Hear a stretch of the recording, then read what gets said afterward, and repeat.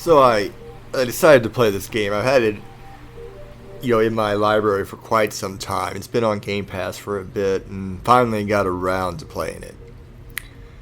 And I was impressed. It was a very uniquely colored game for one, but I mean, it kind of added a pinball type situation.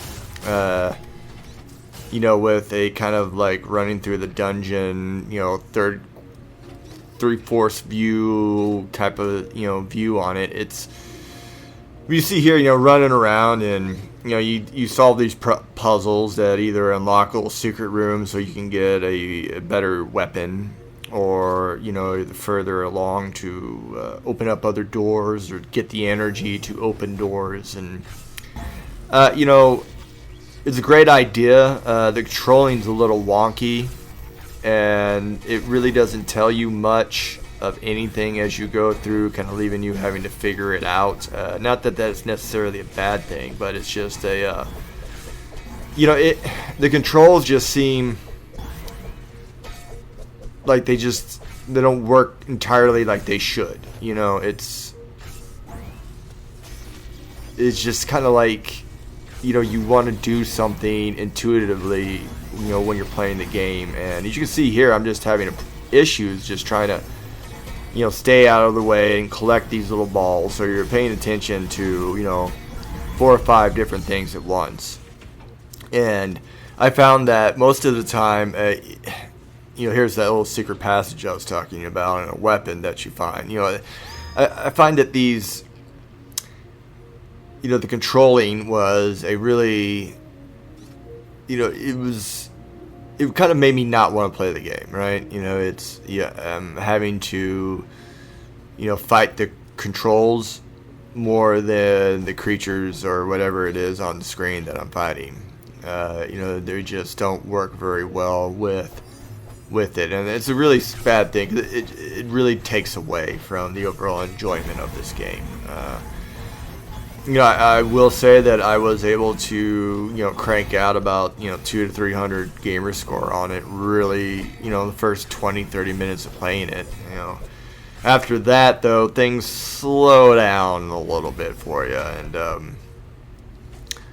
it's unfortunate. I love my achievements, but this game doesn't really seem to want to really fork it out for you. So after a certain point,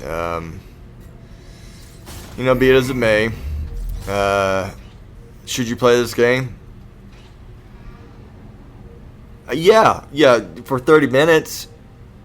Give it 30 minutes. And if it somehow,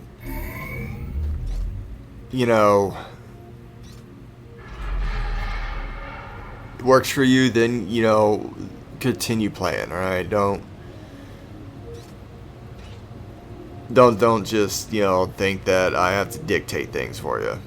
I may go back to this game later in a couple weeks to see if I can't get any further, because, you're trying to max out like every level, but the problem is I think you're going to have to move forward, to go back. And I really, backtracking on games just kind of, it just annoys me. It really does. So,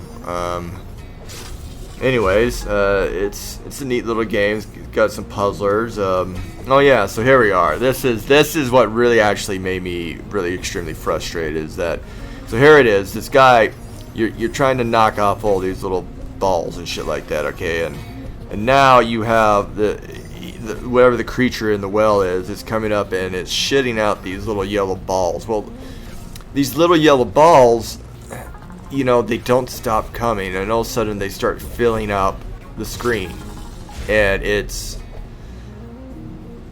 really annoying, really freaking annoying trying to play this game, and you're having to deal with that. And so I think it's just it's a major balancing issue in this game with the controls and just the way the enemies work and you taking damage. I mean, it's neat, the game, but it's just kind of, those mechanics really take away from the overall enjoyment. Anyways, this has been your Game Pass game review for Creature in the Well. Subscribe and like.